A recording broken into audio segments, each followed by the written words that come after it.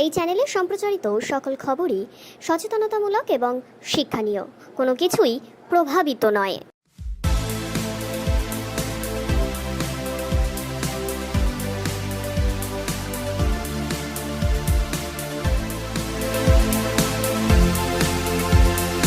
আরজিকর কাণ্ড নিয়ে এবার মুখ খুললেন বীরভূম লোকসভা কেন্দ্রের সাংসদ শতাব্দী রায়।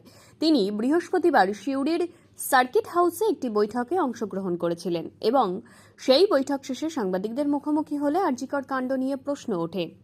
যে ঘটনায় তিনি জানিয়েছেন, সবাই চায় এই ঘটনায় যারা দোষী তাদের উপযুক্ত শাস্তি হোক। তিনি আরও কি বললেন শুনে নিন।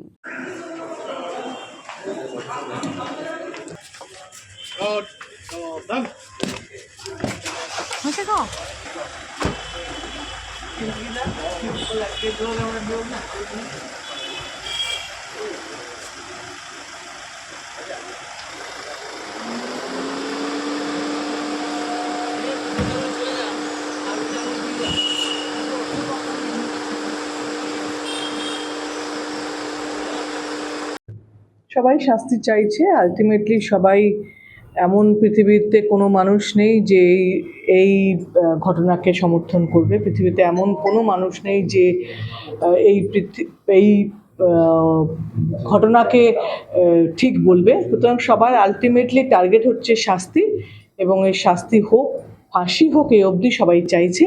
সুতরাং সেই চাওয়াটা প্রত্যেকের মতন করে চাইছে। যত তাড়াতাড়ি হয় সেটাই সবার কাম্য। এত আন্দোলন, এগুলো কি বিরোধীদের কি? এটা তো সরকার বদলানো না, সমাজ বদলানোর আন্দোলন।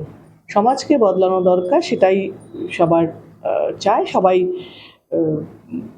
যারা এত একটা সাংঘাতিক ঘটনা, এত একটা নিষ্ঠুরতার পরিচয় দিয়েছে যে মানুষগুলো, তাদের শাস্তির দাবিতে। বলছি, নির্যাতিতার নাম এবং ছবি সোশ্যাল মিডিয়া থেকে সরিয়ে দিতে হয়েছে সুপ্রিম কোর্ট, কিন্তু দেখা যাচ্ছে যারা আন্দোলনকারী, যারা রাস্তায় হাঁটছে, তারা বিভিন্ন ক্ষেত্রে ব্যানারের নাম এবং ছবি ব্যবহার করছে। তো সেটা নিয়ে কিছু বলবেন? কিন্তু আমার বলা কিছু নেই। সুপ্রিম কোর্ট বলছে মানুষ মানছে না, কি মানুষ বলছে কোর্ট মানছে না, কি সেটা ওদের যারা করছে, যারা বলছে তাদের ব্যাপারে। কিন্তু আমার মতামত হাসপাতালে এখনো কর্মবিরতিতে সবাই আছে, সব জায়গায় যেটা হচ্ছে এখানেও তাই হচ্ছে। যেখানে শেষ হওয়া উচিত না। মানুষের আসলে রুগীদের ডাক্তারের সঙ্গে এমন একটা সম্পর্ক বা জীবন মরণের সম্পর্ক, যেটা ডাক্তারের ওপর নির্ভর করে।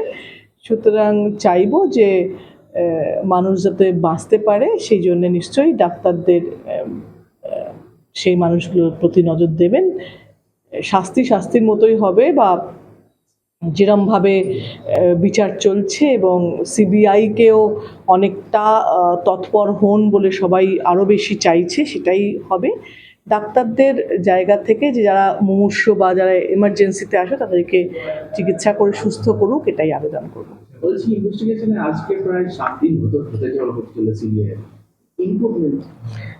সিবিআইকে প্রশ্নটা করলে ভালো হবে না, যে ওদের ইমপ্রুভমেন্ট কি হয়েছে, ওরা কি করছে? সেই সিবিআইয়ের ইনভেস্টিগেশনে তো ওরাই আছে যারা জানতে পারে।